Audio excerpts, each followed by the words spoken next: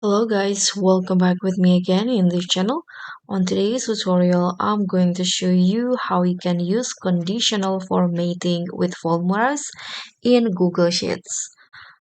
So before we start, I'm going to tell you what is conditional formatting. So conditional formatting automatically applies styles such as colors, bold text, or backgrounds to cells based on the rules you set. You can either use built-in options or create custom rules with formulas. So here to start, you can just select the range of cells that you want to apply the formatting.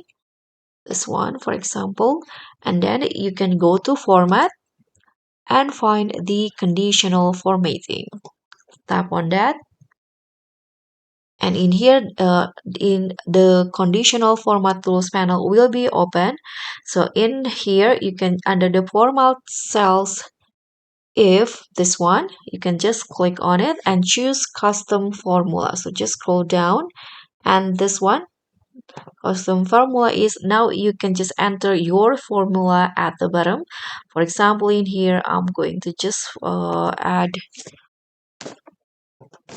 equal to, let's say A2 is bigger than 100.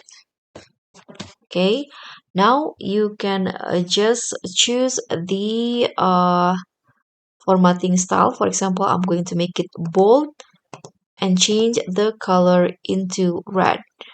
Tap on that, and as you guys can see here, all the numbers are greater than 100 will be written in bold, and also the background will be changed into red according to the formula that I set, or the conditional formatting that I set in here. And so that's all from me. Thank you so much for watching. Don't forget to like, comment, and subscribe. Also click on the thanks. Bye.